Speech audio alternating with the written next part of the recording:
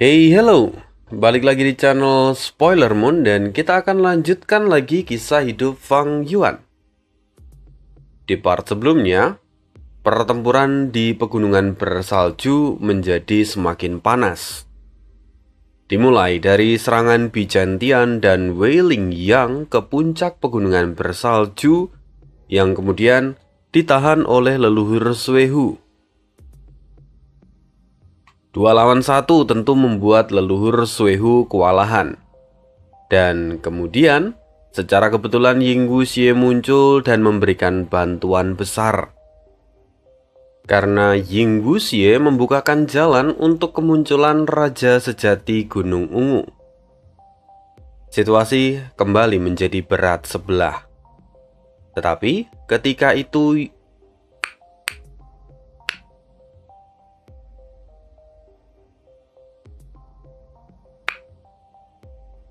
kali ini, benua tengahlah yang terdesak. 2 lawan 2, namun kemampuan Raja Sejati Gunung Ungu dan dikombinasikan dengan kekuatan dari leluhur Suehu benar-benar tidak bisa dianggap remeh. Kalau pertarungan terus dilanjutkan, pasti orang-orang dari benua tengah akan menelan pil pahit. Sayangnya, situasi sangat mudah berubah. Karena ternyata rencana surga panjang umur jauh lebih dalam. Mereka telah menyiapkan skema yang besar. Heiji, salah satu ekstremitas dari surga panjang umur, rupanya telah menyamar sebagai Sun Minglu dahulu kala. Dan dia berhasil meletakkan formasi besar di pegunungan bersalju. Kemudian di akhir part kemarin, Heiji dia telah mengaktifkan subformasi yang lokasinya sekitar 1000 li dari pegunungan bersalju. Lalu, apa yang akan terjadi? Kita akan sambung lagi kisah hidup Fang Yuan di part 255. Pertarungan antara leluhur Suehu, Raja Sejati Gunung Ungu, dengan Bijantian dan Wei Lingyang terus berlanjut. Ledakan terlihat di langit, dan suaranya pun sampai menggetarkan bumi. Sungguh itu menjadi benturan kekuatan yang mengerikan. Jika seperti ini terus, kita hanya akan kalah. Apa yang harus kita lakukan? Tanya Wei Lingyang. Ekspresi Bijantian pun menjadi masam. Lalu dengan suara berat, Bijantian berkata, "Bersiaplah. Kita akan mundur." Tetapi sesaat setelah mereka hendak pergi, getaran besar terjadi, seolah-olah tanah akan runtuh. Kemudian, semua orang bisa melihat bahwa puncak pegunungan bersalju terbelah dua. Apa yang terjadi? Leluhur Suehu pun menjadi panik. Sementara Raja Sejati Gunung Ungu tampak mengamati situasi untuk beberapa saat dan dia menyadari formasi ini bukan formasi biasa. Dan setelah itu, ombak besar pun muncul dari retakan pegunungan bersalju, yang mana gelombang besar menyapu apapun yang ada di depannya. "Tidak, itu sungai arus balik. Istriku!" seru leluhur Suehu. Sayangnya ledakan air itu sangatlah cepat. Bahkan tidak ada yang bisa menghindarinya. Semuanya terjadi karena tanda dao di sekitar aliran air itu menjadi sangat kacau. Sehingga mereka bahkan tidak bisa menggunakan gu yang mereka miliki. Termasuk para ahli peringkat 8. Mereka semua dilahap oleh ombak yang besar itu. Fang Yuan pun, yang saat ini sedang bersembunyi di kejauhan, tidak sempat menghindar. Meski dia sudah mencoba menggunakan gu pedang lolos, namun gangguan tanda dao membuat aktivasinya gagal, dan akhirnya dia pun dilahap oleh aliran arus sungai balik. Fang Yuan tergulung ombak. Dia berusaha naik ke permukaan. Walaupun sulit, tapi kemampuan renangnya cukup bagus Jadi dia bisa mencapai permukaan air dengan cepat. Sial, ini sungai arus balik. Aku tidak pernah mengira kalau formasi pegunungan bersalju akan memiliki sungai arus balik di dalam formasinya, kata Fang Yuan sambil mengamati situasi dan menemukan batang kayu untuk tetap terapung.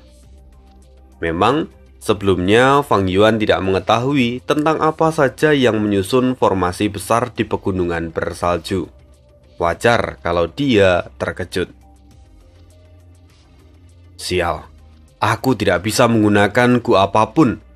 Aku juga tidak bisa membuka apertur milikku, kata Fang Yuan yang kini tampak kesal. Penampilannya juga telah kembali seperti semula, tidak lagi naga perak. Dia kini sudah menjadi manusia, karena gerakan pembunuhnya telah pecah setelah dia dilahap oleh aliran sungai arus balik. Sekarang Fang Yuan mulai memindai sekeliling. Sial! Fang Yuan kini tampak masam karena dia melihat batang kayu besar yang kini posisinya sudah ada di belakang kepalanya. Batang itu terbawa arus dan kemudian menghantam Fang Yuan. Kembali Fang Yuan tenggelam ke dalam aliran arus sungai balik. Fang Yuan perlahan membuka matanya. Lalu dia mulai menggerakkan tangan dan kakinya dan mencoba untuk berenang ke permukaan. Sesampainya di permukaan, Fang Yuan sedikit terkejut. Lantaran, di saat pertama kali ia hanyut oleh arus sungai balik ini, dia tidak menyadarinya. Saat ini dia tahu bahwa tubuh abadi berdaulat yang ia miliki rupanya dapat meningkatkan kemampuan renang yang ia miliki. Untunglah, setelah tenggelam untuk kali kedua, Fang Yuan menyadarinya. Tubuhnya memang luar biasa. Bahkan di dalam sungai arus balik, dia bisa berenang beberapa kali lebih cepat dibandingkan dengan biasanya. Di dalam sungai ini, aku tidak bisa menggunakan gu milikku. Namun, hal ini juga berlaku untuk orang lain. Meski begitu, aku jauh lebih unggul, karena aku memiliki tubuh abadi berdaulat, yang artinya aku bisa bergerak lebih bebas dari orang lain. Ini adalah kesempatan bagiku. Yinggu Xie, tunggu saja. Aku pasti akan mendatangimu. Setelah memikirkan itu, Fang Yuan kembali menyelam dan berenang melintasi sungai itu. Tentu saja, sesekali Fang Yuan akan naik ke permukaan dan beristirahat di batang kayu atau apapun yang ada di sekitarnya. Setelah cukup beristirahat, Fang Yuan akan kembali menyelam, dan Fang Yuan melakukan hal ini beberapa kali. Sampai pada suatu titik, Fang Yuan dikejutkan oleh suara eraman binatang saat dia baru saja naik ke permukaan. Fang Yuan melihat sumber suara itu, dan dia menemukan bahwa di depannya terlihat seekor harimau. Harimau itu tampak marah dan langsung mencoba menyerang Fang Yuan. Melihat itu, Fang Yuan segera merentangkan tangannya. Dia menangkap kepala harimau itu dan menghancurkan kepala harimau itu dengan kedua tangannya. Untunglah, harimau itu hanyalah binatang buas biasa. Maka tidak heran kalau Fang Yuan bisa membunuhnya dengan sangat mudah. Setelah membunuh harimau itu, Fang Yuan pun kembali menyelam. Dia ingin menemukan Yinggu Xie. Tapi setelah beberapa saat, Fang Yuan belum juga menemukan Yinggu Xie. Sebaliknya, kini dia malah bertemu dengan Bichen Tian, ahli peringkat 8 dari benua tengah. Apa yang terjadi? Fang Yuan mengerutkan keningnya saat melihat Bichen Tian yang berada dalam keadaan yang mengerikan. Lukanya terlihat parah dan dia kini beristirahat di atas kura-kura yang besar. Di saat yang sama tentu saja Bichen Tian juga melihat ke arah Fang Yuan. Namun, dia tidak bisa mengenali Fang Yuan. Karena saat ini wujud Fang Yuan adalah wujud Fang Yuan saat masih muda. Semuanya karena tubuh abadi berdaulat. Penampilannya kini jauh berbeda dengan gambaran yang pernah dirilis oleh pengadilan surgawi. Maka, tidak heran kalau Bichen Tian pun tidak bisa mengenali Fang Yuan. Apalagi aura Fang Yuan adalah aura dari seorang Gu Immortal dari dataran utara. Bichen Tian tampak mengerutkan keningnya. Dia berpikir, siapa orang ini? Dia bukan salah satu penguasa puncak pegunungan bersalju. Apakah dia adalah orang yang baru direkrut oleh leluhur Suehu? Bichen Tian tampak menatap Fang Yuan dari kejauhan, dan dia memperhatikan setiap gerakan Fang Yuan. Di saat yang sama, Fang Yuan pun waspada dan dia tidak berniat untuk mendekati Bichen Tian. Dia tahu bahwa meski tubuhnya adalah tubuh abadi berdaulat, lawannya tetaplah seorang peringkat 8. Dia tidak boleh meremehkan Bichen Tian. Kemudian Fang Yuan berkata dari jauh, "Aku berasal dari dataran utara, tapi leluhur Suehu itu adalah musuhku. Aku berada di sini karena aku berniat untuk mensabotase penyempurnaan yang sedang dilakukan oleh Nyonya Wan Shou. Kamu siapa? Apakah kamu bala bantuan yang diminta oleh leluhur Suehu?" Fang Yuan mencoba memasang taruhan dengan menyebut dirinya sebagai musuh dari leluhur Suehu. Dan mendengar perkataan dari Fang Yuan, kerutan di wajah Bichen Tian terlihat sedikit rileks.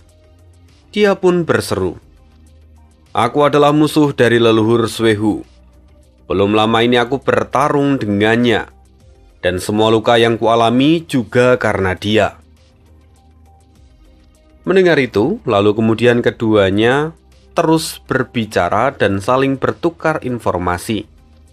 Walaupun keduanya tidak saling mempercayai satu sama lain. Setelah beberapa saat, Fang Yuan akhirnya menyudahi pembicaraan itu dan hendak melanjutkan pencariannya. Namun, sebelum dia melompat ke dalam air, sesuatu menabrak wajahnya. Apa ini? Fang Yuan memegang gumpalan seperti ubur-ubur yang menempel di wajahnya. Melihat itu, tentu saja Bichen Tian terkejut dan langsung berseru, "Tolong, jangan hancurkan benda itu." Oh, Fang Yuan menyeringai. Sepertinya keberuntungan lagi-lagi ada bersamanya. Dia menemukan sesuatu yang bahkan sampai membuat seorang ahli peringkat 8 menjadi gugup. Apapun benda ini, jelas benda ini pasti sangat berharga. Oleh karena itu Fang Yuan kembali mengamati gumpalan yang ada di tangannya. Sampai akhirnya dia menyadari bahwa gumpalan itu rupanya adalah seekor Gu Immortal. Ya, itu adalah Gu Immortal. Kenapa Fang Yuan tidak langsung mengenali Gu ini sejak awal? Alasannya cukup sederhana, di mana setelah Gu memasuki sungai arus balik, maka mereka otomatis akan memasuki masa hibernasi. Dan karena itu, aura mereka pun akan tertahan. Maka tidak heran kalau mereka akan berbentuk seperti benda yang tidak berguna, bahkan tidak berharga. Namun kalau diperhatikan lebih detail lagi, Fang Yuan pun bisa menyadari bahwa benda ini rupa-rupanya adalah Gu Immortal. Fang Yuan juga menyadari beberapa informasi yang lebih penting. Sepertinya Gu Immortal ini adalah Gu kasih sayang, gumam Fang Yuan. Tentu dia pernah mendengar tentang Gu kasih sayang yang merupakan salah satu Gu dari jalur kebijaksanaan. Fang Yuan pun tampak bahagia ketika memikirkan itu. Sementara Bichen Tian kini terlihat cemas. Kenapa? Ya, karena gu kasih sayang itu sangat berharga bagi orang-orang benua tengah. Gu kasih sayang sebelumnya ditempatkan di dalam rumah Gu yang dibawa oleh Bichen Tian. Dan gu kasih sayang adalah detektor untuk menemukan gu cinta yang ada pada Zhao Lianyu. Tanpa gu kasih sayang, maka pencarian Zhao Lianyu pun akan menjadi semakin sulit. Kalau gu kasih sayang sampai jatuh ke tangan Fang Yuan, maka sudah sangat jelas kalau itu akan menjadi masalah yang serius. Tuan, berikan gu itu padaku, dan aku pasti akan memberimu harga yang layak, kata Bichen Tian yang mencoba membujuk Fang Yuan. Mendengar itu Fang Yuan menjadi semakin girang. Tentu saja dia bisa menggunakan gu kasih sayang, karena dia juga adalah seorang Grandmaster dari jalur kebijaksanaan. Tetapi, kalau Bichen Tian menukarnya dengan gu yang jauh lebih berguna, maka itu akan menjadi keuntungan besar bagi Fang Yuan. Fang Yuan kini tersenyum. Dia menilai situasinya saat ini. Dan kemudian, Fang Yuan pun menyimpan gu kasih sayang di dalam saku bajunya. Tunggu Tuan, apa Anda tidak mau bertukar dengan saya? Kata Bichen Tian yang mulai panik. Fang Yuan pun tersenyum. Bukan begitu. Tentu saja aku mau bertukar. Namun di dalam sungai arus balik, kita bahkan tidak bisa menggunakan apertur abadi kita. Bagaimana bisa kita melakukan pertukaran di sini? Tunggu saja. Setelah semua ini berakhir, aku akan menemuimu, dan setelah itu kita dapat bertransaksi. Sekarang kurasa cukup seperti itu. Aku akan pergi. Tidak, Tuan. Kau tidak akan bisa kemanapun kalau kau tidak menyerahkan gu itu padaku. Bichen Tian tiba-tiba dipenuhi dengan niat membunuh. Kini Bichen Tian langsung menyerbu ke arah Fang Yuan. Bagaimanapun gu kasih sayang terlalu berharga, dan Bichen Tian tidak akan tenang kalau tidak membawanya. Terlebih, dia juga tidak bisa bertransaksi setelah keluar dari sungai arus balik. Karena pastinya, orang-orang dari benua tengah akan langsung kembali setelah semua ini berakhir. Dia tidak punya waktu untuk bertemu dengan Fang Yuan setelah keluar dari tempat ini. Hal ini tentu menjadi alasan kenapa Bichen Tian sekarang menyerang Fang Yuan. Namun, Fang Yuan tentu sudah bisa membayangkan semua ini akan terjadi. Dia pun kembali menyelam ke dalam air. Lalu akhirnya, mereka berdua pun kejar-kejaran di dalam air. Tentu saja, kekuatan Bichen Tian yang adalah seorang ahli peringkat 8 tidak bisa diremehkan. Sekalipun Fang Yuan memiliki tubuh abadi berdaulat, berkat akumulasi tanda Dao yang bertumpuk di dalam tubuh Bichen Tian, hanya dalam beberapa saat Bichen Tian berhasil mengejar Fang Yuan. Lalu pada akhirnya, perkelahian di antara mereka berdua pun tidak terhindarkan. Keduanya saling bertarung menggunakan tangan kosong karena mereka tidak bisa menggunakan gu. Pukulan demi pukulan dilepaskan secara bergantian. Meskipun mereka terpaut satu peringkat, adu pukul di antara mereka berdua kini terlihat imbang. Bahkan Bichen Tian sampai dibuat terkejut. Dalam hati dia berkata, anak ini masih muda. Bagaimana bisa dia memiliki kekuatan sebesar ini? Apakah dia mengembangkan jalur kekuatan? Bichen Tian bisa merasakan tangannya mulai kebas setelah menerima pukulan dari Fang Yuan. Bichen Tian menatap Fang Yuan, seolah-olah seperti sedang melihat seekor monster. Fang Yuan sendiri, dia merasa bahwa pertarungan ini bukan masalah besar. Tapi dia tidak punya waktu. Dia juga masih harus menghemat tenaga. Kalau tidak, dia tidak akan bisa membunuh Ying Wuxie. Oleh karena itu, Fang Yuan pun memutuskan untuk mundur. Namun, Bichen Tian tidak akan membiarkan Fang Yuan begitu saja. Bichen Tian mengejar dengan seluruh kekuatannya dan akhirnya berhasil menghadang Fang Yuan. Sementara Fang Yuan sendiri, meski dia kesal, dia berseru, "Kendalikan dirimu. Aku bisa memberikan Gu ini padamu. Aku hanya akan menyimpannya saat ini dan akan menemuimu nanti. Aku tidak peduli dengan omong kosongmu. Sekarang berikan itu padaku.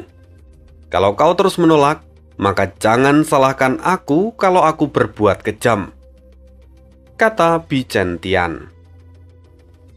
Fang Yuan pun menggigit bibirnya. Dia tidak punya pilihan lain selain bertarung saat ini. Akhirnya, pukulan demi pukulan dilepaskan. Namun, Fang Yuan kali ini cukup terdesak. Bichen Tian adalah orang yang jenius, dan dia dengan cepat beradaptasi dengan serangan Fang Yuan.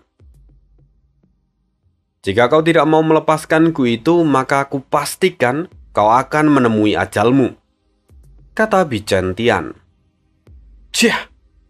Fang Yuan tampak mengabaikan peringatan itu. Bichen Tian semakin geram. Mereka pun kembali berhadap-hadapan. Pukulan demi pukulan terus dilepaskan. Kanan, kiri, atas, bawah. Dan kali ini, Fang Yuan menjadi kewalahan. Sampai suatu saat, Bichen Tian menemukan celah. Dia memukul ke arah dada dari Fang Yuan. Bichen Tian berpikir bahwa kalau dia dapat memukul dada Fang Yuan, maka Fang Yuan akan kehilangan oksigen dan kemudian tenggelam. Sayangnya, rencana dari Bichen Tian itu terlalu sederhana, dan Fang Yuan yang terlampau cerdik, dia pun menyeringai. Rupanya, dia memang sengaja membuka celah di area dadanya supaya Bichen Tian menyerangnya.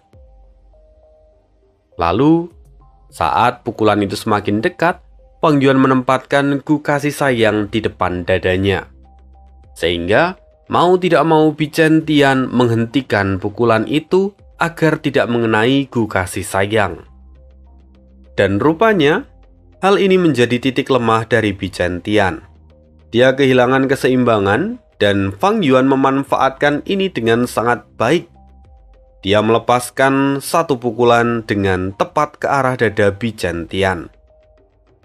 Pada akhirnya, Bichen Tian lah yang kehilangan udara di dadanya dan hampir tenggelam. Sementara itu, Fang Yuan sendiri langsung berbalik dan berenang dengan sangat cepat. Kali ini Fang Yuan berhasil melarikan diri. Sementara, Bichen Tian yang telah kehabisan nafas berusaha keras untuk kembali ke permukaan sehingga dia bisa mengambil nafas. Melihat kepergian Fang Yuan, Bichen Tian tampak kesal, tapi dia tidak bisa mengejar Fang Yuan dengan kecepatan Fang Yuan saat ini. "Bajingan sialan, lihat saja. Kalau aku punya kesempatan, aku pasti akan merobek tendonmu dan membakarmu menjadi abu," kata Bichen Tian yang mengutuk Fang Yuan. Sementara itu, di saat yang sama, Ying Wuxie telah bertemu dengan Tai Baiyun Seng, dan mereka kini pergi menuju ke arah Raja Gunung Sejati.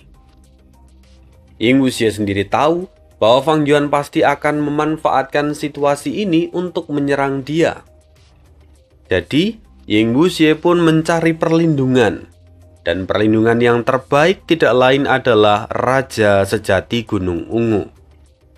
Ying Wuxie segera mengajak Tai Baiyun Seng untuk menyusuri sungai arus balik dan menemui Raja Sejati Gunung Ungu. Memangnya di mana saat ini Raja Sejati Gunung Ungu? Di suatu tempat di dalam sungai arus balik. Saat ini terlihat Di atas punggung leluhur Suehu, seorang Miniman yang tidak lain tidak bukan adalah Raja Sejati Gunung Ungu. Dia telah kehilangan gerakan pembunuh yang ia miliki sehingga tubuhnya kembali ke wujud Miniman. Aku tidak pernah berpikir akan berakhir seperti ini setelah bangun tidur. Sialan, tubuhku ternyata sudah tua. Aku bahkan mulai kedinginan setelah terkena air, kata Raja Sejati Gunung Ungu sambil mengeluh. Sementara leluhur Suehu pun menjadi kesal karena terus mendengar keluhan dari Raja Sejati Gunung Ungu. Leluhur Suehu berkata, "Kau dari tadi tidak melakukan apapun, tapi kau terus saja mengeluh. Padahal kau memiliki sayap. Kenapa kau tidak terbang saja keluar dari sungai ini?" Raja Sejati Gunung Ungu kemudian menjawab, "Kau pikir aku tidak mau melakukan hal itu? Aku sudah mencobanya, tapi tidak bisa. Sungai ini dipengaruhi oleh berbagai kekuatan yang kacau. Karena itu aku pun tidak bisa meninggalkan sungai ini. Sebaliknya, bagaimana kamu bisa tertipu seperti ini? Siapa yang membuat formasi untukmu?" Mendengar itu, kini wajah leluhur Suehu yang tampak masam. Dia kemudian berkata dengan kesal, "Orang itu adalah Sun Minglu. Aku tidak menyangka kalau orang itu sebenarnya adalah anggota dari surga panjang umur." Mendengar itu, Raja Sejati Gunung Ungu lalu berkata, "Karena kita tahu ini perbuatan surga panjang umur, artinya mereka pasti menginginkan Ma Hongyun dan Zhao Lianyun. Mereka pasti menempatkan dua orang itu di urutan paling depan. Jadi, kita hanya harus pergi ke sana." Mendengar itu, leluhur Suehu terdiam sejenak. "Tapi aku perlu menemukan istriku terlebih dahulu," katanya. Raja Sejati Gunung Ungu menjawab, "Karena kau ingin menemukan istrimu, maka kita harus bergegas ke depan. Lagi pula, Wan Shou tepat berada di samping Ma Hongyun ketika itu. Jadi dia pasti ada di dekat Ma Hongyun." Mendengar apa yang dikatakan oleh Raja Sejati Gunung Ungu, semua terdengar masuk akal, dan leluhur Suehu pun mengangguk. Dia kembali berenang dengan kekuatan penuh. Sementara itu kita akan kembali lagi ke sisi Heiji dan Jei Suji, dua ekstremitas dari surga panjang umur. "Wah, ini sangat mengesankan. Formasi ini benar-benar mengendalikan sungai arus balik," kata Jei Suji dengan penuh kekaguman. Tapi Heiji tampak menggelengkan kepala dan berkata, "Ini bukanlah mengendalikan. Tetapi kalau diperumpamakan, aku hanya seperti seseorang yang menggali saluran baru sehingga aliran sungai arus balik dapat mengalir ke tempat ini." Jei Suji melambaikan tangan. "Apapun itu, kalau kita ingat bahwa sungai arus balik ini adalah domain terpencil, apa yang formasi ini lakukan itu adalah sesuatu yang luar biasa karena bisa membelokkan aliran sungai arus balik. Tapi, aku punya pertanyaan. Apakah memang di dunia ini tidak ada yang bisa mengendalikan sungai arus balik?" Mendengar pertanyaan itu, Heiji mengerutkan keningnya dan menjawab, "Ada, tapi tidak ada. Itu adalah sesuatu yang sulit dijelaskan." "Apa maksudmu?" Jei Suji mendesak. Lalu setelah itu Heiji mulai menjelaskan tentang kisah Renzu. Dia mengatakan bahwa dalam cerita dari kisah Renzu itu, Gu Ketekunan memiliki kemampuan untuk mengendalikan sungai arus balik. Namun di masa ini, siapa yang tahu lokasi dari Gu Ketekunan? Bahkan tidak sedikit yang mengatakan kalau Gu Ketekunan itu hanyalah Gu yang ada di dalam legenda. Namun sekali lagi Heiji juga mengatakan bahwa selain cara itu, Yang Mulia Genesis Lotus, pendiri dari sekte teratai surgawi, adalah orang yang bisa mengendalikan sungai arus balik. Dia dulu membawa kembali Gu Ketekunan dari pintu kehidupan dan kematian, sehingga sungai arus balik pun dapat dikendalikan. Tetapi lagi-lagi, Heiji mengatakan bahwa ini hanyalah rumor. Dan tentu saja, keakuratannya sangat minim. Di tengah perbincangan itu, tiba-tiba, suara menggelegar terdengar. Heiji pun lalu berkata, "Waktunya sudah tiba. Formasi ini akan segera hancur. Kamu adalah Grandmaster jalur air. Kamu memiliki kelebihan dalam mengarungi sungai arus balik. Oleh karena itu aku akan bergantung padamu. Kamu harus bisa mendapatkan Ma Hongyun dan Gu Cinta." Mendengar itu Jae Suji segera mengangguk. Sementara itu, saat ini di dalam sungai arus balik, orang-orang dari benua tengah telah berkumpul. Setelah sebelumnya mereka terpisah-pisah, tapi kali ini mereka dapat berkumpul bersama.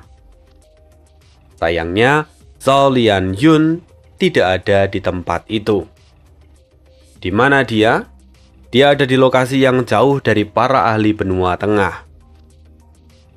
Saat ini, Zhao Lianyun sedang bersama dengan Mu Linglan.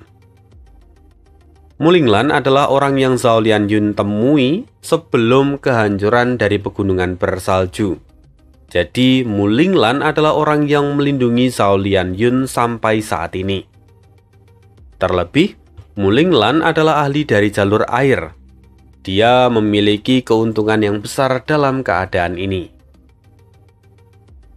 Mereka sendiri terus mengarungi sungai arus balik, sampai akhirnya mereka berdua berhenti di sebuah gundukan tanah yang mengapung.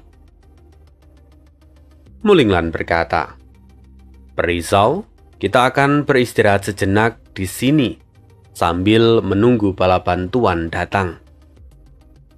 Mendengar itu, Zhao Lianyun mengangguk. Dia tidak lagi bisa bicara, karena saat ini penggunaan Gu telah dibatasi oleh sungai arus balik. Jadi dia pun tidak bisa bicara. Baru saja mereka duduk, tiba-tiba Mu Linglan berseru, "Tunggu, ada seseorang di sana." Mu Linglan menyadari bahwa ada orang lain di sisi lain dari gundukan tempat mereka berada. Di sana terlihat seorang pemuda yang tengah makan buah-buahan hutan. Perlahan pemuda itu berbalik dan melihat ke arah mereka berdua. Melihat pemuda itu, mata Zhao Lianyun terbuka lebar. Dia kini membeku seperti patung. Orang yang sangat familiar. Ya, sangat-sangat familiar. Karena pemuda ini tidak lain adalah Ma Hongyun. Mu Linglan sendiri yang telah mendapatkan gambaran tentang Ma Hongyun sebelum berangkat menjalani misi ini, dia bisa langsung mengenali Ma Hongyun. Mu Linglan berkata, "Kau, Ma Hongyun?" Tanya Mu Linglan, tampak keterkejutan di wajahnya. Tentu saja Ma Hongyun pun ikut terkejut karena orang asing rupanya mengenali dirinya. Ma Hongyun bertanya, "Siapa kamu? Apa kamu kemari juga untuk menangkapku?" Di saat yang sama, Zhao Lianyun mencoba sekuat tenaga untuk berdiri dan melihat ke depan. Tapi tubuhnya kini telah tua renta. Tangan dan kakinya terlihat gemetar. Semua terjadi karena dia baru saja mengarungi sungai. Dia kedinginan. Satu lagi yang paling penting, Zhao Lianyun bahkan tidak lagi bisa bicara. Melihat kondisi tubuhnya sendiri, Zhao Lianyun akhirnya berhenti. Dia kini menundukkan kepalanya. Dia melihat dirinya sendiri. Kini dia merasa tidak pantas untuk bertemu dengan Ma Hongyun dalam kondisi saat ini. Dia telah melakukan perjalanan panjang, tapi setelah tiba di depan orang yang ia kasihi, dia bahkan tidak berani untuk menemuinya. Hatinya kini terasa sangat perih. Dia tahu bahwa Ma Hongyun pasti tidak akan mengenalinya dengan tubuhnya saat ini. Ingin dia menangis. Tapi tiba-tiba terdengar suara. "Nona Xiaoyun, itu kamu?" Tanya Ma Hongyun, yang langsung membuat Zhao Lianyun mengangkat kepalanya dan air matanya menetes di pipinya. Tubuh Zhao Lianyun gemetar. Sementara Ma Hongyun langsung melempar buah yang ada di tangannya dan berlari ke arah Zhao Lianyun. Ma Hongyun memeluk Zhao Lianyun dengan erat. "Nona Xiaoyun, Nona Xiaoyun, aku sangat merindukanmu," kata Ma Hongyun.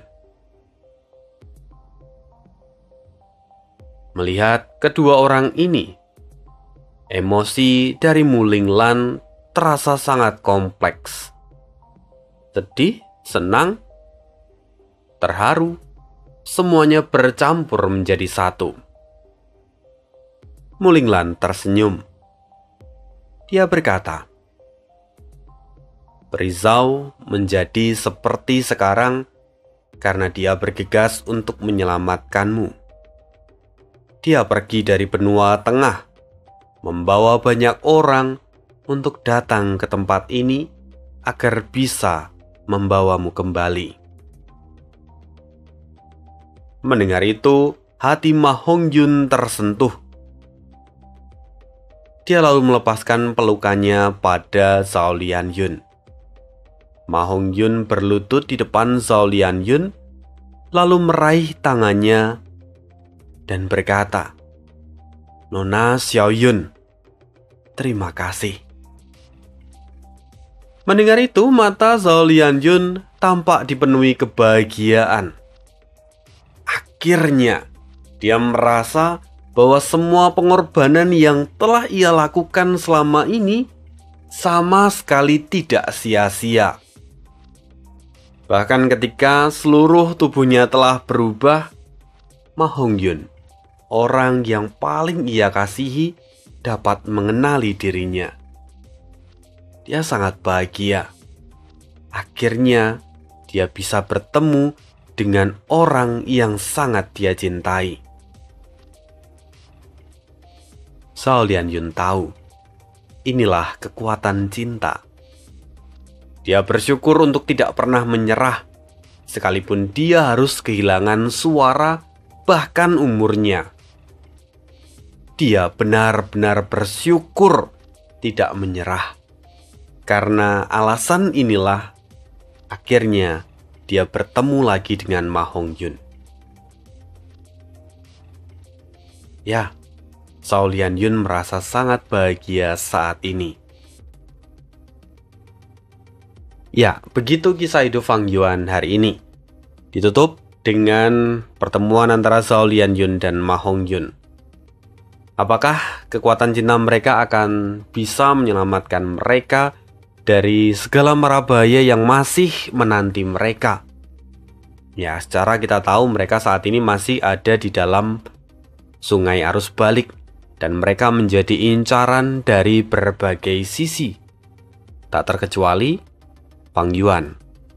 Kalau Fang Yuan menemukan Zhao Lianyun dan Ma Hongyun, entah apa yang akan Fang Yuan lakukan. Kisah ini masih akan terus berlanjut, dan kita akan sambung lagi kelanjutan kisah hidup Fang Yuan di part berikutnya. Terima kasih, see you again di next video, dan bye.